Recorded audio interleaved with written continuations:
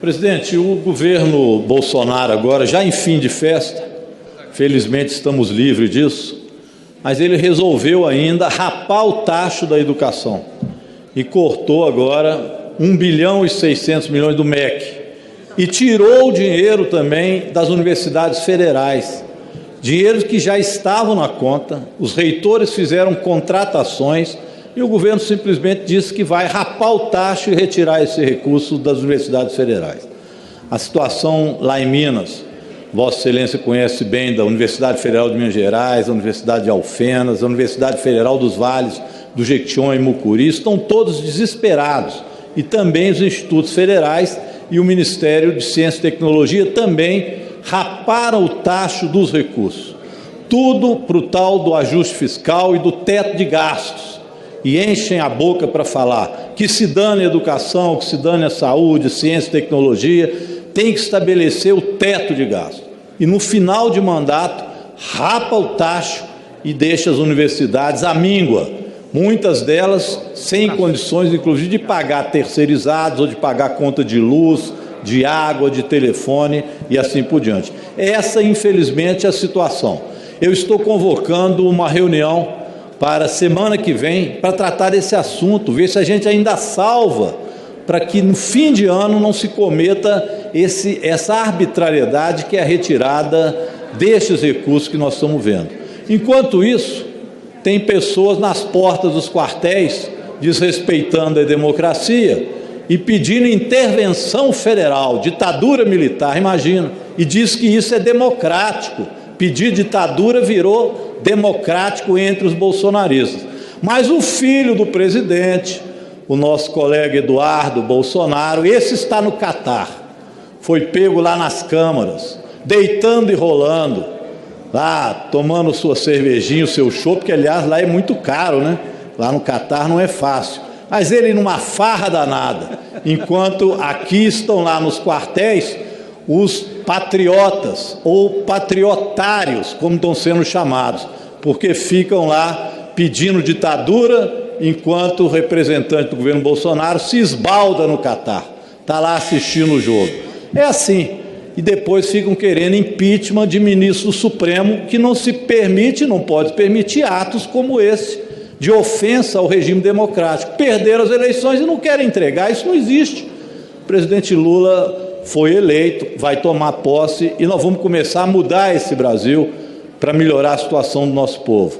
Matar a fome e, ao mesmo tempo, gerar emprego e gerar renda. Obrigado. O parlamento, e aqui a minha crítica ao Arthur Lira, que tentei avisá-lo inúmeras vezes, a exaustão, que não abrisse mão da imunidade material e formal do artigo 53, que a própria semântica da palavra quaisquer, ela explica naturalmente, né, o sentido dela, não tem que explicar para um ministro que tem o tal do notório saber jurídico, preconizado no 101 da Constituição. Eu acho que isso aí acaba até avariando a bússola moral. Acho que saber demais acaba sabendo de menos. Então, o ponto nevrálgico da questão é que esse Senado deveria atuar de forma a empichar o ministro Alexandre de Moraes, que disse também ao desembargador, eu estou aqui com alguns juristas e me corrijam se eu errar em alguma letra de lei, que eu duvido muito, e já desafiei o Alexandre de Moraes para um debate público sobre direitos também, com o crime de corrupção deste governo do Bolsonaro, que se chama orçamento secreto. Isso é corrupção, cara pálida. Orçamento secreto não existe. Eduardo Gomes é evidentemente chegado ao orçamento secreto. Você concorda, né, meu chefe, meu amigo? Né? Ele tem que acabar, gente. Então, Lula, por favor, Lula. Tirar aqui a máscara. Inclusive, Brasília está realmente preocupante com relação ao Covid, onde a gente vai. Senhor presidente, participando nessas últimas 2 semanas dos debates lá na Comissão de Transição, na indústria, no comércio, serviço, desenvolvimento econômico, eu estou simplesmente impressionado com a tragédia que o Brasil vive às escondidas. A destruição do BNDES. Hoje pela manhã a gente foi acompanhar de perto uma radiografia do que está acontecendo com o BNDES, do que vinha acontecendo com a Caixa, do que eles estavam fazendo de um monte de artimanhas para viabilizar e facilitar a venda do Banco do Brasil, a dizimação do fomento público, que, aliás, só aconteceu fomento no Brasil esse ano por conta da eleição e de forma desordenada. E recuperar o fomento brasileiro é hiperestratégico. Aliás, se nós formos ver na história recente, diria muito recente, principalmente da crise de 2009 para cá, quem mais fez fomento público foi os Estados Unidos, que lá, quando os bancos públicos, os bancos particulares quebraram, foram eles que entraram com trilhões de dólares, que agora, depois da pandemia, mais 4,3 trilhões de dólares, e uma parte para fomento público, outra parte para infraestrutura pública, e por aí vai. No Reino Unido, estão construindo pequenos bancos, como Caixa Econômica, que nós temos aqui, para fazer o fomento interno. O mundo inteiro se organizando, os países ricos principalmente, para proteger suas economias.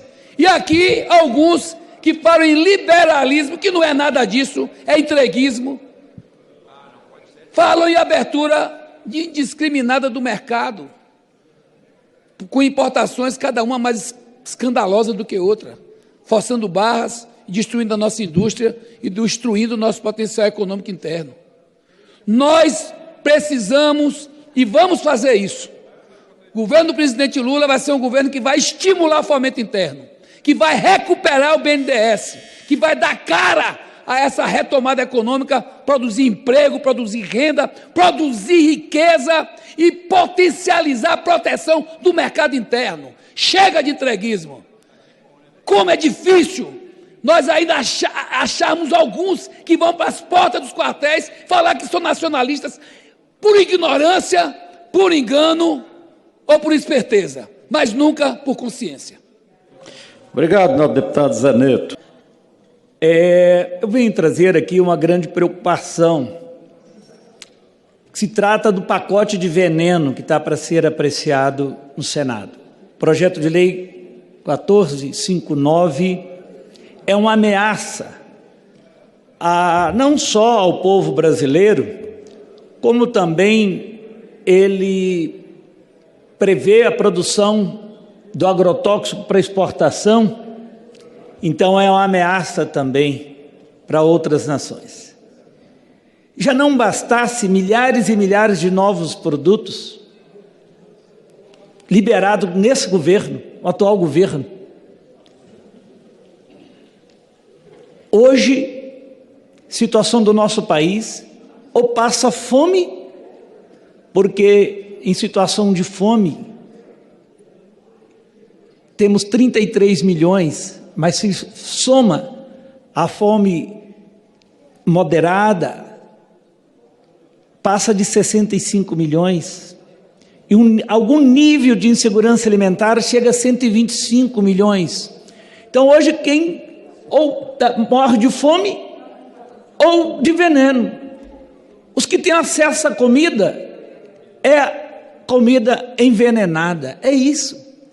E o projeto de lei 1459 que está no Senado e que foi aprovado aqui nessa casa, é a maior ameaça, porque libera a revelia, sem análise da Anvisa, que analisa o produto do seu impacto à saúde, sem análise e aprovação do IBAMA, que analisa o impacto ao meio ambiente. Basta a eficácia, basta o Ministério da Agricultura. É um crime. Na verdade, é inconstitucional. É inconstitucional. Se for aprovado, nós temos que recorrer para impedir a matança geral, não só do ser humano, mas extermínio de toda a biodiversidade. E quando se trata para exportar, produzir o veneno para exportar, aí que não precisa de análise, bem dizer, nenhuma. E se protocolar e o mapa não analisar em tempo, vai ser liberado de forma automática. Então, é desse absurdo, em tempo ainda da sociedade, do povo brasileiro, reagir junto ao próprio presidente do Senado, ao presidente da Comissão de Agricultura e pedir o engavetamento desse projeto 14.